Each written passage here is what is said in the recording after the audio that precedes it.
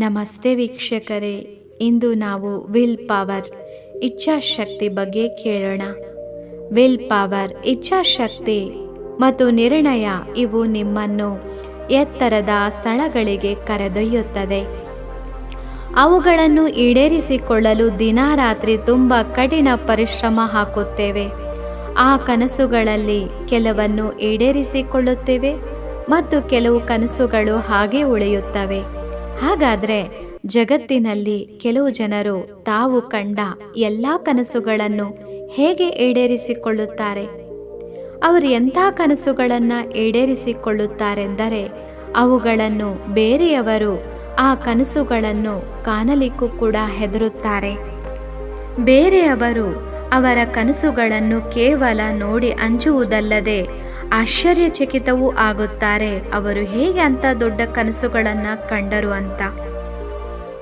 ಹಾಗಾದರೆ ಈ ಜಗತ್ತಿನ ಕೆಲವು ಜನರು ಹೇಗೆ ದೊಡ್ಡ ಕನಸುಗಳನ್ನು ಮಾತ್ರ ಕಾಣುವುದಲ್ಲದೆ ಅವುಗಳನ್ನು ಈಡೇರಿಸಿಕೊಳ್ಳುತ್ತಾರೆ ತಿಳಿಯೋಣ.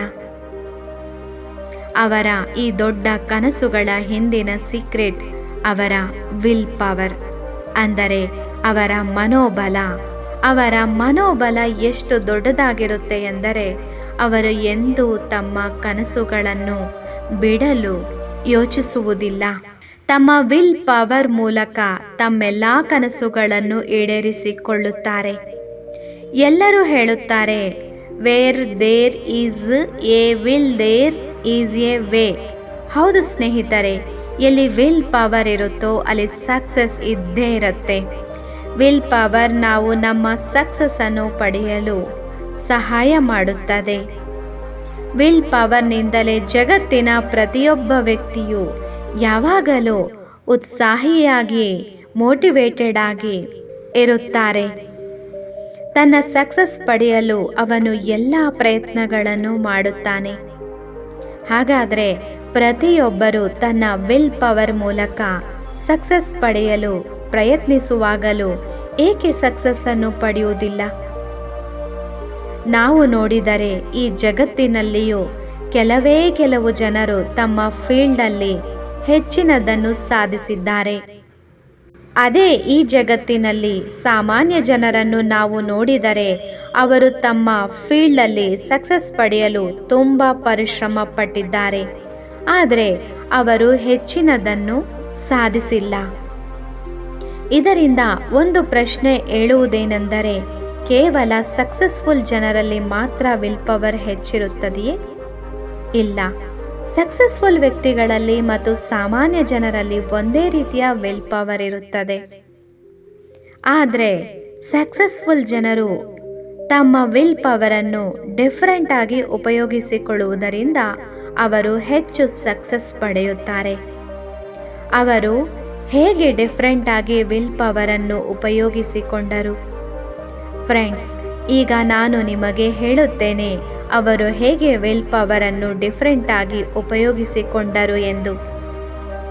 ವಿಲ್ ಪವರ್ ಒಂದು ಎನರ್ಜಿ ಆಗಿದೆ. ಅದು ಯಾವಾಗಲೂ ಒಂದೇ ರೀತಿ ಇರೋದಿಲ್ಲ. ಹೇಗೆ ಅಂದರೆ ನಮ್ಮ ಮೊಬೈಲ್ ಯಾವಾಗ ಚಾರ್ಜ್ ಆಗಿರುತ್ತದೋ ಆಗ ಅದರಲ್ಲಿ ತುಂಬ ಎನರ್ಜಿ ಇರುತ್ತದೆ. ಆದರೆ ನಾವು ಯಾವಾಗ ಮೊಬೈಲನ್ನು ಹೆಚ್ಚು ಯೂಸ್ ಮಾಡುತ್ತೇವೆ ಆಗ ಆ ಎನರ್ಜಿ ಕಡಿಮೆಯಾಗುತ್ತಾ ಹೋಗುತ್ತದೆ. ಕೊನೆಗೆ ಆ ಎನರ್ಜಿ ಮುಗಿದು ಹೋಗುತ್ತದೆ. ಹಾಗೆಯೇ ವಿಲ್ ಪವರ್ ಅನ್ನೋದು ಒಂದು ಎನರ್ಜಿ ಆಗಿದೆ.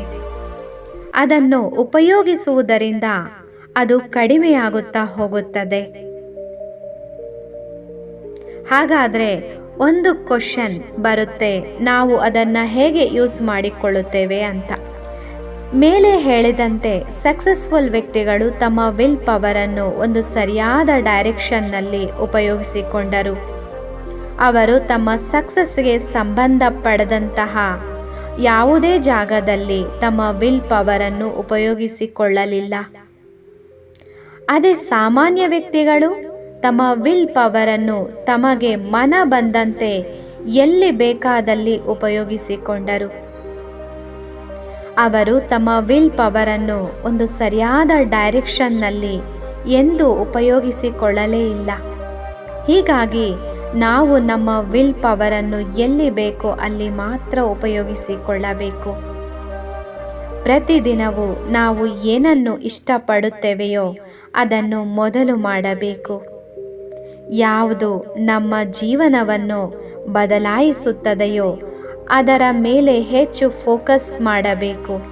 ಹೇಗೆ ಮೊಬೈಲ್ನಲ್ಲಿ 24 ಗಂಟೆಗಳಲ್ಲಿಯೂ ಒಂದೇ ರೀತಿಯಾದ ಎನರ್ಜಿ ಇರುವುದಿಲ್ಲವೋ ಹಾಗೆಯೇ ನಮ್ಮಲ್ಲಿಯೂ ವಿಲ್ ಪವರ್ 24 ಗಂಟೆಗಳಲ್ಲಿಯೂ ಒಂದೇ ರೀತಿಯಾಗಿ ಇರುವುದಿಲ್ಲ. ನಾವು ನಮ್ಮ ವಿಲ್ ಪವರನ್ನು ಕೇವಲ ನಮ್ಮ ಮತ್ತು ನಮ್ಮ ಕನಸುಗಳ ಮೇಲೆ ಮಾತ್ರ ಹಾಕಬೇಕು.